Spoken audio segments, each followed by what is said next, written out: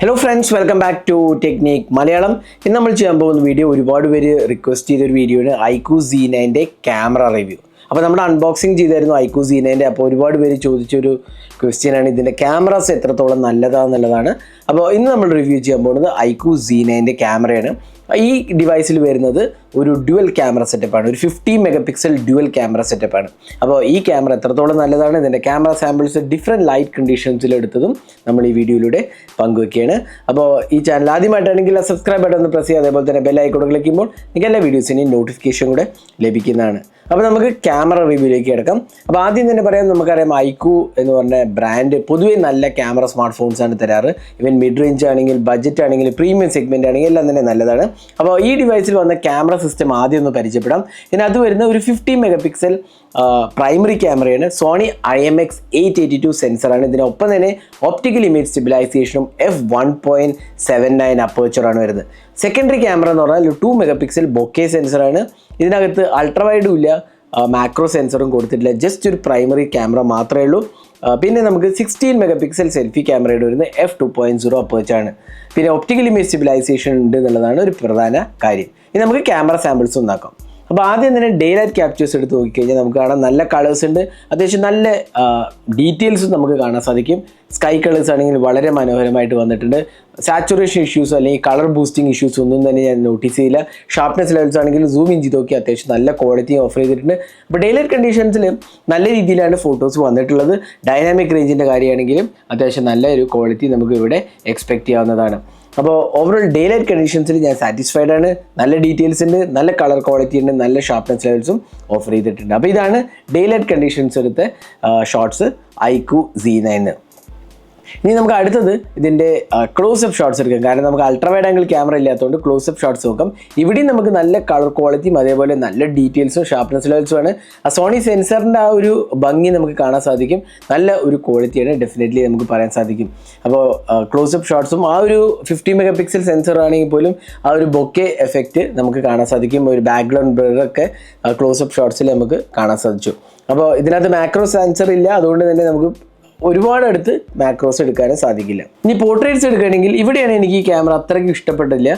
ഇതൊരു എക്സ്പെക്റ്റേഷന് അത്ര വന്നില്ല എന്ന് വേണമെങ്കിൽ പറയാം. കാരണം പോർട്രേറ്റ്സ് അത്രയ്ക്കൊരു നല്ലതല്ല, പ്രത്യേകിച്ച് സ്കിൻ ടോൺസ് വളരെ റെഡിഷ് ആയിട്ട് എനിക്ക് തോന്നി. അതേപോലെ കളർ ക്വാളിറ്റിയും അത്രയ്ക്ക് നല്ലതല്ല.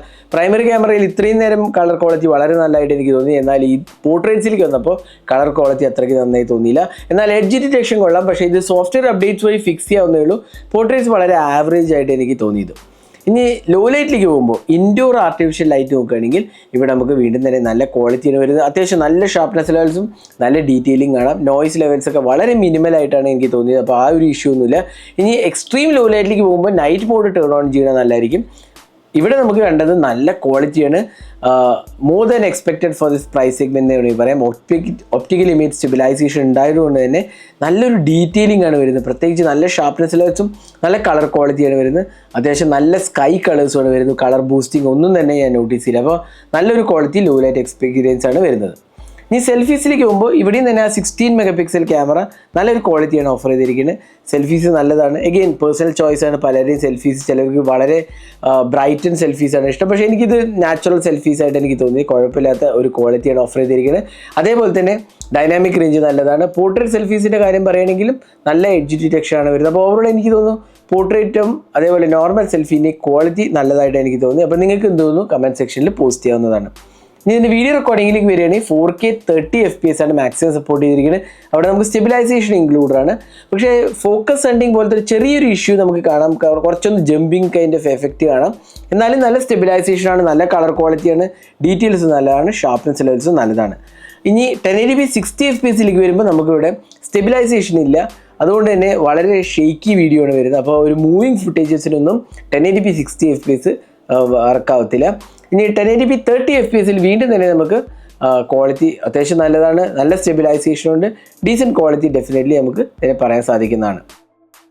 So this is the front facing camera sample taken with the iQOO Z9. It can record videos in 1080p at 30 fps, so you can judge yourself how good the clarity of the videos and also the audio output.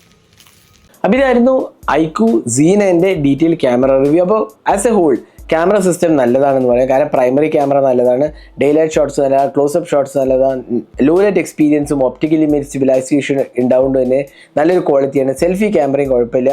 പക്ഷേ ഒരു ഏരിയയാണ് എനിക്കൊന്ന് പോരായ്മ എന്ന് പറയാവുന്നത്, അത് portraits അത്രയ്ക്ക് മികച്ചതായിട്ട് എനിക്ക് തോന്നിയില്ല, കുറച്ചും കൂടി ഇമ്പ്രൂവ് ചെയ്യായിരുന്നു.